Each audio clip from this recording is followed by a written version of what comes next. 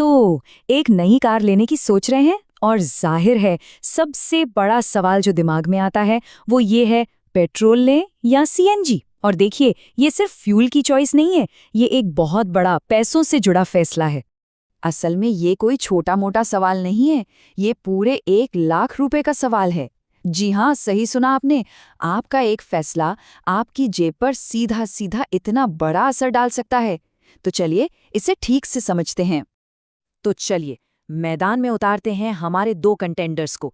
एक तरफ है अपनी जानी पहचानी भरोसेमंद पेट्रोल कार और दूसरी तरफ है बचत का दूसरा नाम सीएनजी कार। आइए इन दोनों का आमना सामना कराते हैं। अब किसी भी कार ओनर के लिए सबसे पहली और सबसे ज़रूरी चीज़ क्या होती है? गाड़ी चलाने का रोज़ का खर्चा। तो चलिए सबसे पहले करते हैं वॉलेट टेस्ट और देखते हैं कि रोज़ जेब पर कौन सी गाड़ी भारी पड़ती है और कौन सी हल्की। तो अगर हम पेट्रोल कार की बात करें ना, तो आज की डेट में पेट्रोल के जो रेट्स चल रहे हैं उस हिसाब से 1 किलोमीटर चलाने का खर्चा करीब 6 से 7 रुपए के आसपास आता है। और अब देखिए सीएनजी का कमाल। सीएनजी कार में यही 1 किलोमीटर चलाने का खर्चा घटकर हो जाता है सिर्फ 2.5 से 3 रुपए, मतलब आधे से भी कम। ये जो आप देख रहे हैं ना, ये नंबर्स ही पूरी कहानी बयां कर देते हैं। साफ साफ दिख रहा है कि सीएनजी पर आपका रोज का खर्चा लगभग आधा हो जाता है। सोचिए, अगर आपकी रनिंग ज्यादा है तो ये बचत कितनी बड़ी होगी। लेकिन रुकिए, कहानी इतनी सिंपल नहीं है। सिर्फ रोज की बचत देखकर फैसला नहीं कर सकते, है ना। अब बात करते हैं असलियत की, द रियलिटी चेक। क्योंकि सीएनजी के साथ आते हैं कुछ बड़े समझौते, कीमत, स्पेस और पावर तीनों के मामले में। तो सबसे पहली और सबसे बड़ी चीज, शोरूम से एक सीएनजी कार निकालने के लिए आपको उसी पेट्रोल मॉडल के मुकाबले करीब 80,000 से 1 लाख रुपए ज्यादा देने पड़ते हैं। ये है पहली बड़ी कीमत जो आपको चुकानी होगी। और दूसरा बड़ा कॉम्प्रोमाइज वो है स्पेस। पेट्रोल कार में आपको मिलता है पूरा का पूरा बूट स्पेस, सामान रखिए, ट्रिप पर जाइए, कोई टेंशन नहीं।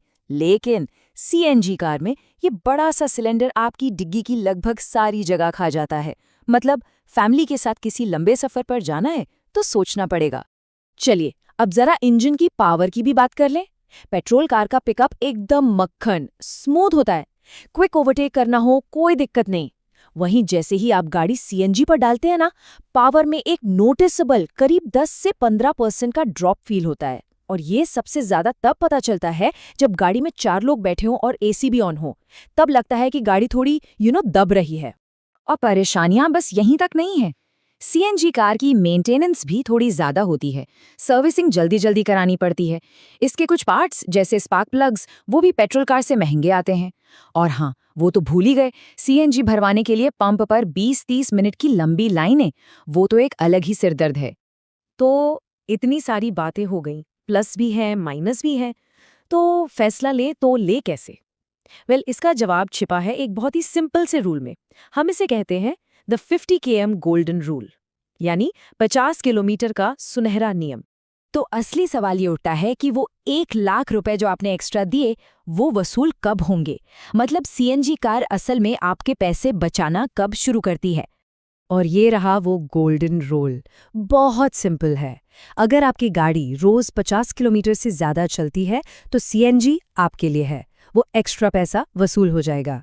लेकिन अगर आपकी रनिंग इससे कम है तो बहुत चांस है कि वो जो 1 लाख रुपए आपने ज्यादा दिए थे वो शायद आप कभी वसूली ना कर पाएं। इस टेबल को देखिए, ये फैसला करना और भी आसान बना देगा। एकदम क्रिस्टल क्लियर है। रोज का सफर 50 किलोमीटर से कम तो पेट्रोल कार ही लीजिए, क्योंकि वो 1 लाख रुपए की एक्स्ट्रा कॉस्ट वसूल नहीं होगी।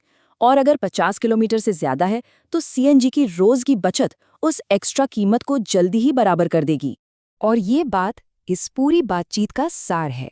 अगर कोई महीने में सिर्फ 500 से 800 किलोमीटर ही गाड़ी चलाता है तो उसके लिए पेट्रोल कार ही बेस्ट है, वरना वो जो 1 लाख रुपए एक्स्ट्रा दिए थे वो वसूल करना लगभग नामुमकिन हो जाएगा।